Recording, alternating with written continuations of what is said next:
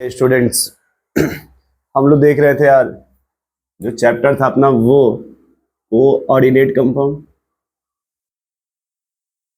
Chapter क्या अपना? Coordinate compound. इन्हें कोऑर्डिनेट कंपाउंड क्यों कहा जाता है? देखिए, वो कंपाउंड जहां पे कोऑर्डिनेट बॉन्ड बनता है इसको बोलते हैं कोऑर्डिनेट बॉन्ड। जहां भी कोऑर्डिनेट बॉन्ड बनेगा उस टाइप के कंपाउंड को आप बोलेंगे कोऑर्डिनेट कंपाउंड। क्या इतना सुन पा रहे हैं?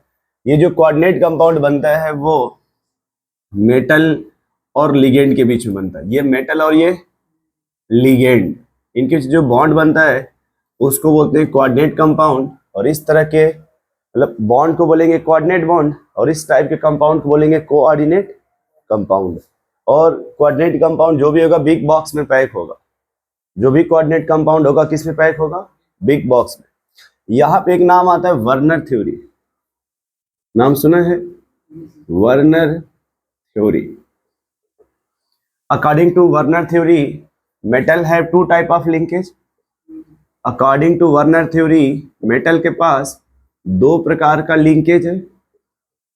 ये ऐसी लिंकेज को आप वैलेंसी बोल सकते हैं, ये ऐसी को आप अटैचमेंट बोल सकते हैं। इसी को क्या बोल सकते हैं? अटैचमेंट। ये ऐसी को आप इसकी वैलेंसी बोल सकते हैं। ठीक है, जब एनसीईआरटी पढ़ेंगे तो या तो लिंकेज लिखा होगा या फिर आप इसी को अटैचमेंट भी बोल सकते हैं, या फिर इसी को आप वैलेंसी। तो बात ये है ना, ये वैलेंसी देखिए, लिंकेज या वैलेंसी। वैलेंसी का मीनिंग होता है कि दो बॉन्ड बनाएगा, मतलब दो टाइप का अटैचमेंट है इसका। एक को बोलते हैं प्राइमरी वैलेंसी और दूसरे को बोलते हैं सेकेंडरी वैलेंसी। एक होता है इसमें प्राइमरी वैलेंसी, जिसी को देखो प्राइमरी वैलेंसी ऐसे लिख दे, प्राइमरी वैलेंसी और सेकेंडरी वैलेंसी। ये जो प्राइमरी वैलेंसी होती है ऑक्सीडेशन नंबर बताती है, और जो सेकेंडरी वैलेंसी है वो कोऑर्डिनेशन नंबर बताती है। ये जो प्राइमरी वैलेंसी है वो ऑक्सीडेशन नंबर और सेकेंडरी कोवैलेंसी बताती है। ये इसी को कोऑर्डिनेशन नंबर बोलते हैं। ये जो प्राइमरी वैलेंसी है ये आयनाइजेबल होता है। प्राइमरी वैलेंसी कैसा होता है? आयनाइजेबल, जैसे ही पानी मिलाएंगे टूट जाएगी। सेकेंडरी वैलेंसी आपका नॉन आयनाइजेबल होती है। ये जो प्राइमरी वैलेंसी है satisfied by negative ligand. Negative ligand, यहाँ पे negative as well as neutral, negative as well as neutral. और ये जो प्राइमरी वैलेंसी आपका ये नॉन डायरेक्शनल, और सेकेंडरी वैलेंसी आपका डायरेक्शनल। क्या इतनी बात सुन पा रहे? ये जो प्राइमरी वैलेंसी होती है मे बी चेंज,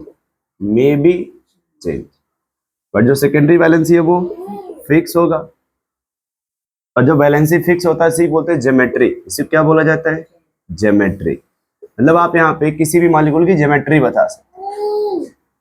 ये बातें हम लोगों ने पहले पढ़ चुकी है शायद। ये जो पॉइंट हम लोगों ने पहले पढ़ लिया है। अब हमें इसी में जस्ट आगे कंटिन्यू करके इस टॉपिक को समझना है।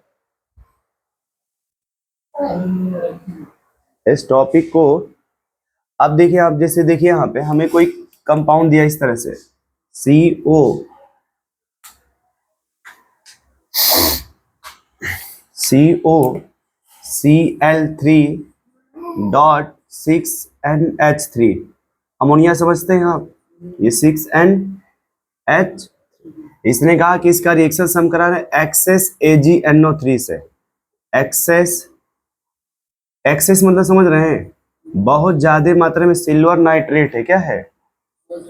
इसने कहा कि जब रिएक्शंस करा रहे हैं तो हमारे पास 3 मोल ऑफ AgCl का प्रेसिपिटेट मिल रहा है। क्या मिल रहा है?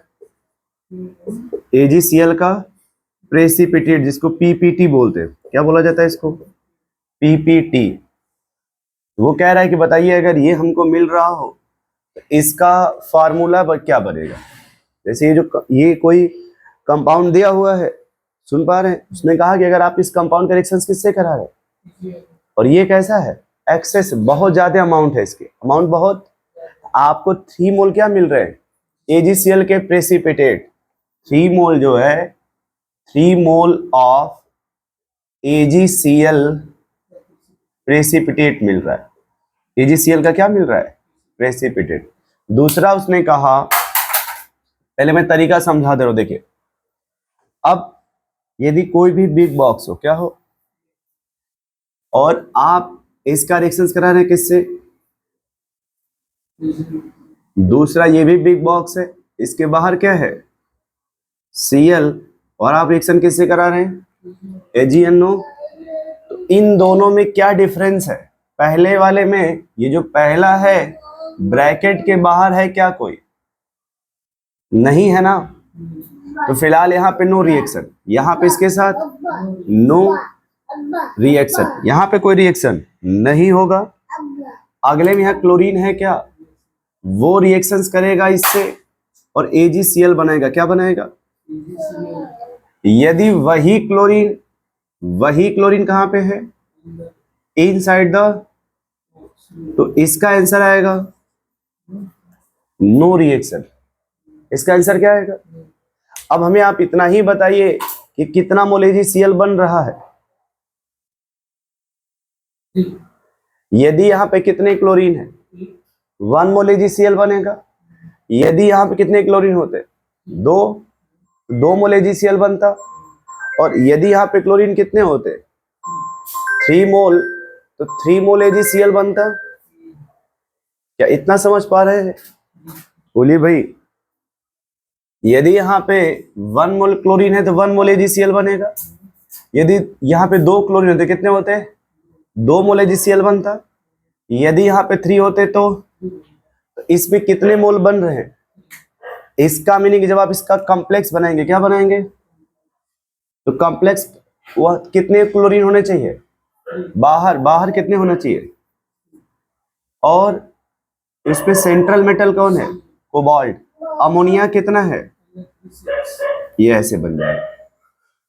अभी सुनिए, नहीं समझ में आ रहा है, टेंशन है। देखिए दूसरा है COCl2 dot Cl3 dot 5NH3 5। तो सेम आपने यहां भी रिएक्शंस वही कराया, ठीक है। इस बार कितने मोल AgCl बन रहे हैं? 2 मोल।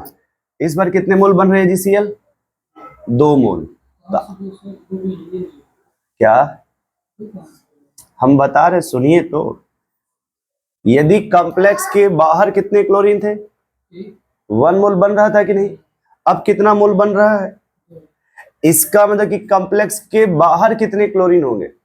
बस, तो बाहर कितने होंगे और टोटल है कितने? इसका मतलब कि एक कहाँ रहेगा और कौन कौन है उसमें? अमोनिया कितना है, कोबाल्ट।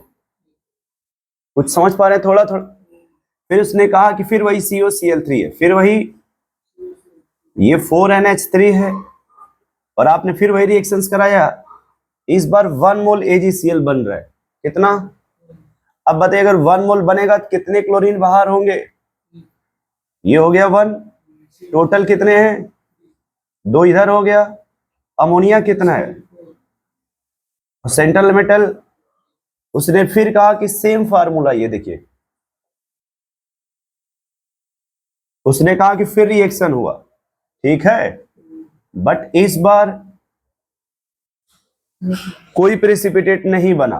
कोई प्रेसिपिटेट, कॉम्प्लेक्स के बाहर कितने क्लोरीन हो गए? सब के सब कहां है? कितने अमोनिया है? और ये क्या है? क्या कुछ समझ पा रहे? थोड़ा बहुत नोट कर लीजिए इसको।